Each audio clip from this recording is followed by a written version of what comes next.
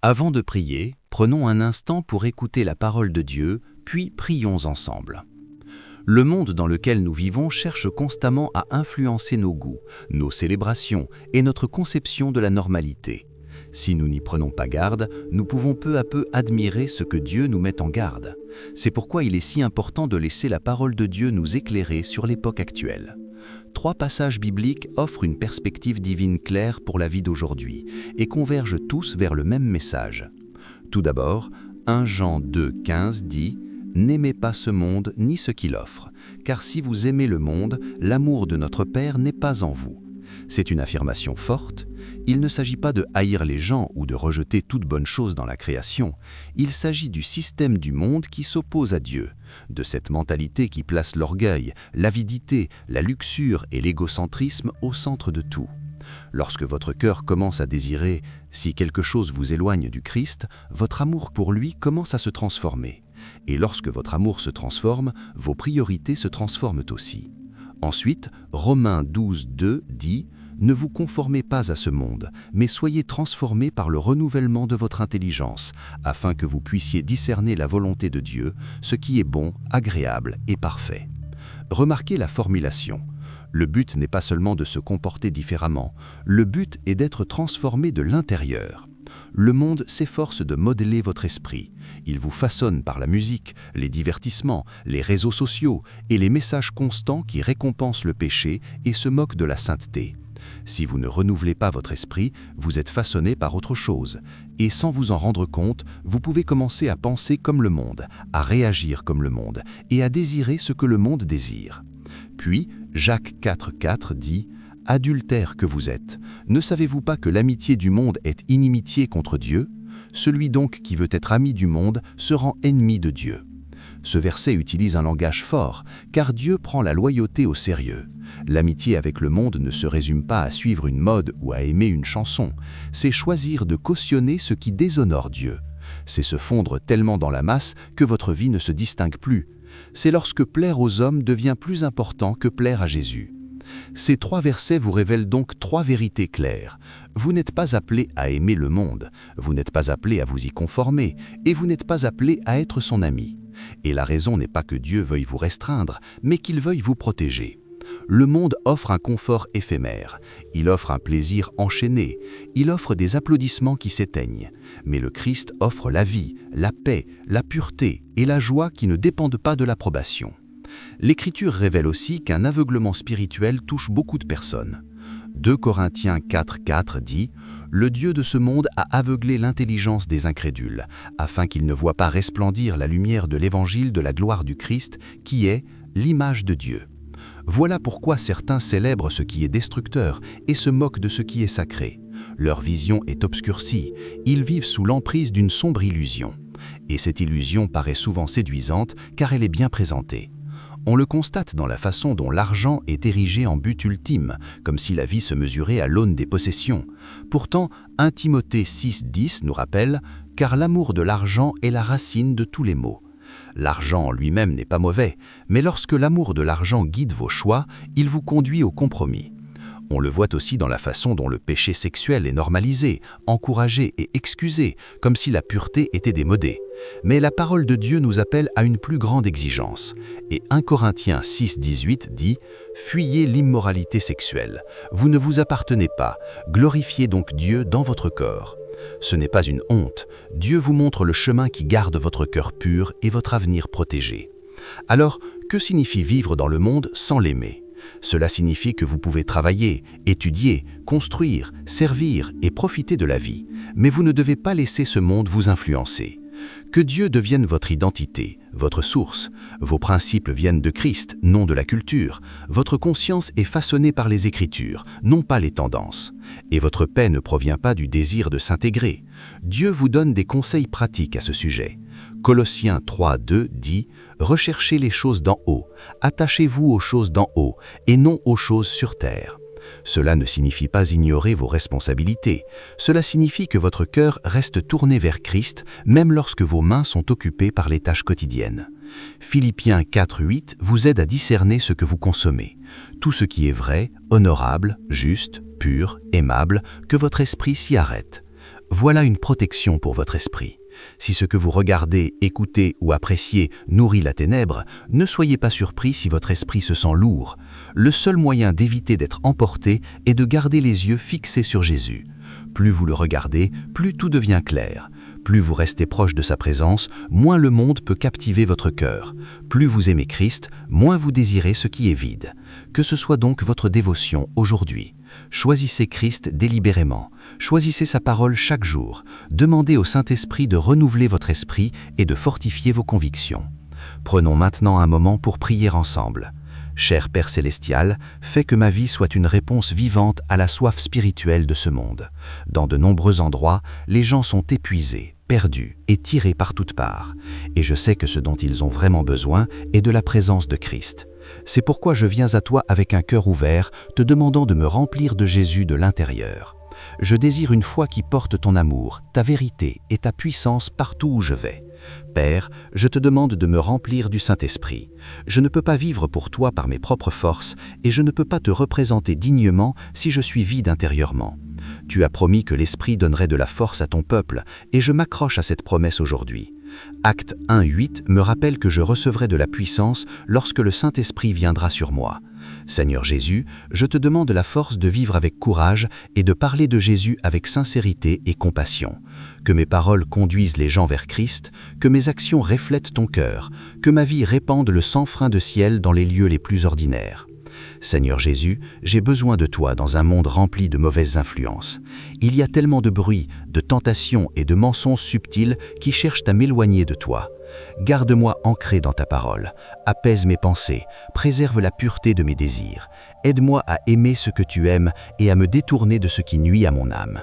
Ta parole est mon brin quotidien, ma guide, ma protection et ma lumière. Quand je suis perdu, éclaire-moi par les Écritures. Quand je suis faible, fortifie-moi par la vérité. Quand je suis poussé à faire des compromis, rappelle-moi à qui j'appartiens. Saint-Esprit, j'accueille ton aide dans ma vie. Viens dans mon cœur, ma maison, mon esprit et même mes pensées les plus intimes. Je ne veux pas que les fardeaux d'hier influencent mes décisions d'aujourd'hui. Donne-moi la force nécessaire pour aujourd'hui et aide-moi à avancer vers l'avenir avec Jésus au centre de ma vie. Guide-moi vers une vie enracinée en Christ, non enracinée dans la peur, les échecs passés ou le désir d'approbation des autres. Je veux que mon fondement soit Jésus seul.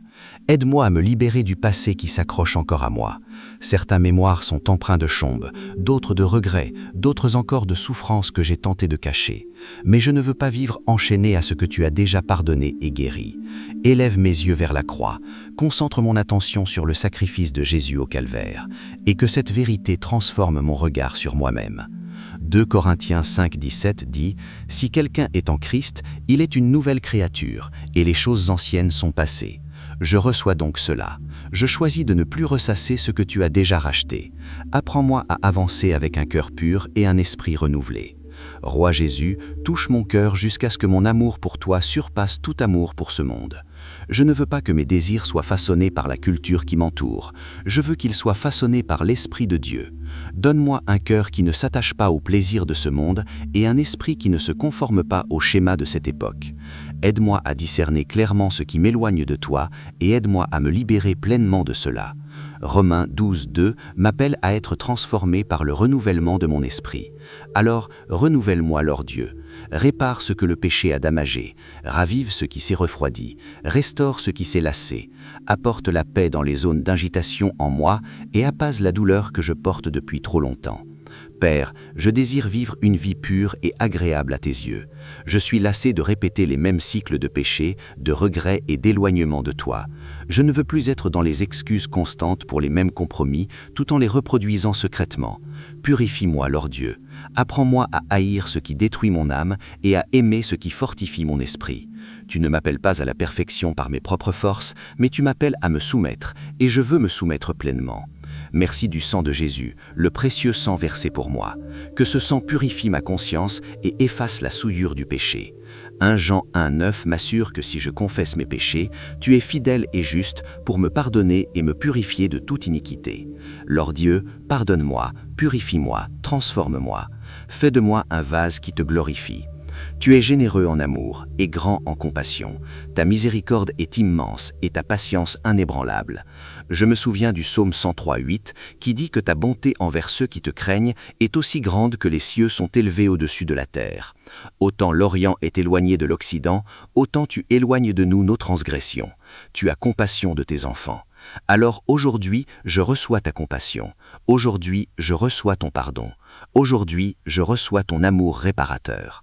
Saint-Esprit, donne-moi la force de triompher sur le péché. Apprends-moi à rejeter les plaisirs qui paraissent doux sur le moment, mais qui laissent mon cœur vide ensuite. Apprends-moi à marcher selon l'Esprit, afin que je ne nourrisse pas les désirs de la chair. Galates 5:16 me dit que si je marche selon l'Esprit, je ne nourrirai pas les désirs de la chair. Par l'Esprit, je ne céderai pas aux désirs de la chair. Donc, guide mes pas, fortifie ma volonté, garde mes yeux, garde mes pensées. Aide-moi à choisir l'obéissance quand cela me paraît difficile, et aide-moi à choisir la vérité quand le mensonge me paraît plus facile. Père, rappelle-moi que je ne suis pas esclave de l'injustice. Je t'appartiens. Je suis appelé à la justice. Quand la tentation survient, aide-moi à me réfugier auprès de toi au lieu de lutter seul.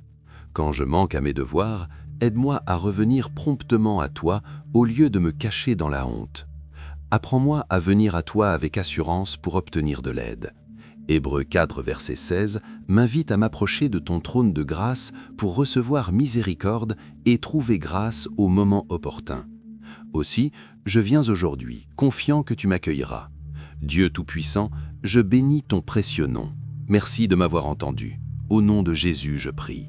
Amen. Si cette prière a touché votre cœur, veuillez écrire Amen en signe de foi. Je prie pour que chaque bénédiction de cette prière soit maintenant sur vous au nom de Jésus. Et si vous souhaitez une prière particulière, n'hésitez pas à nous le faire savoir dans les commentaires. Nous serions honorés de prier pour vous. Que la grâce et la paix de notre Seigneur Jésus vous accompagnent. Que le Christ soit toujours avec vous. Avant de prier, prenons un instant pour écouter la parole de Dieu, puis prions ensemble. Pour un croyant, une attitude pieuse est essentielle au quotidien pour quiconque souhaite plaire à Dieu par une vie sincère. Votre attitude reflète l'état d'esprit de votre cœur. Elle est l'esprit qui anime vos paroles, le ton de vos décisions et la motivation de vos actions. Deux personnes peuvent faire la même chose extérieurement, mais Dieu voit la différence, car il regarde au cœur. Avoir une attitude pieuse signifie vouloir honorer Dieu dans tous les aspects de la vie, pas seulement à l'église ou en public. Vous souhaitez que vos pensées, vos paroles, votre travail et vos relations reflètent Jésus. C'est cela, être mis à part. Dieu ne vous a pas sauvé pour que vous vous fondiez dans le monde. Il vous a sauvé pour que votre vie reflète sa lumière. L'Écriture vous appelle à une vie différente, car vous appartenez à Dieu. 1 Pierre 1, 15, 16 dit « Soyez saints dans toute votre conduite. Soyez saints, car je suis saint. » C'est un appel exigeant, mais aussi empreint d'amour, car Dieu ne vous appelle jamais à quelque chose sans vous donner la grâce de le mener à bien. La sainteté n'est pas la perfection. La sainteté est l'abandon. C'est choisir les voies de Dieu quand notre nature humaine en désire d'autres. C'est pourquoi l'attitude compte tant. Une mauvaise attitude peut gâcher un bon moment. Elle peut transformer le service en plainte. Elle peut transformer les bénédictions en orgueil. Elle peut transformer la correction en offense. Mais une attitude pieuse vous aide à garder le cap même dans les moments difficiles, même lorsque vous êtes incompris, même lorsque les choses ne se passent pas comme vous le souhaitez. L'un des domaines où cela se manifeste le plus clairement est votre travail et vos responsabilités. Beaucoup pensent que la vie spirituelle se résume à la prière et à l'église, mais Dieu se soucie de votre vie quotidienne. Colossiens 3, 23-24 dit « Tout ce que vous faites, travaillez de bon cœur, comme pour le Seigneur et non pour les hommes, car c'est pour le Christ que vous servez Dieu. » Cela change tout. Cela signifie que vos efforts ont du sens, même lorsque votre patron est injuste, même lorsque personne ne vous remercie, même lorsque la tâche paraît insignifiante. Quand on travaille avec le désir de plaire à Dieu, notre attitude devient une forme d'adoration. Une attitude pieuse nous empêche de vivre pour l'approbation des hommes. Les gens sont imprévisibles, ils peuvent vous louer aujourd'hui et vous oublier demain. Mais quand on vit pour le Seigneur, on ne s'effondre pas quand les gens ne nous remarquent pas. On persévère, car notre récompense ne dépend pas des hommes. Notre héritage est en Christ. C'est là que beaucoup de croyants comprennent mal Philippiens 4, 13. « Je peux tout faire grâce au Christ qui me fortifie. n'est pas qu'un slogan pour des objectifs et des réussites. Paul ne parlait pas dans le confort, il parlait d'une vie mise à l'épreuve. Quelques versets avancés, Paul expliquait ce qu'il voulait dire.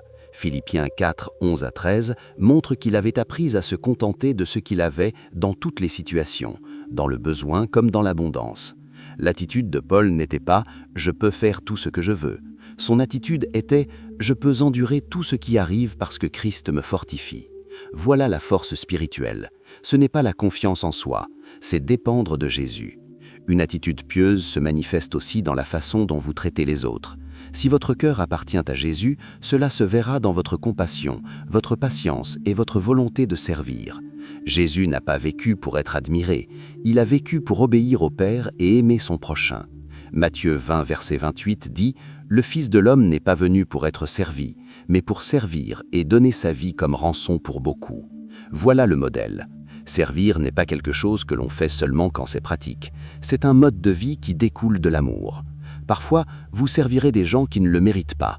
Parfois, vous aiderez des gens qui ne vous le rendront jamais.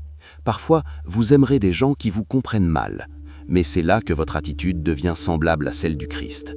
Philippiens 2, 3 à 5 vous enseigne à ne faire rien par ambition égoïste, à considérer les autres comme plus importants que vous-même et à avoir la pensée du Christ.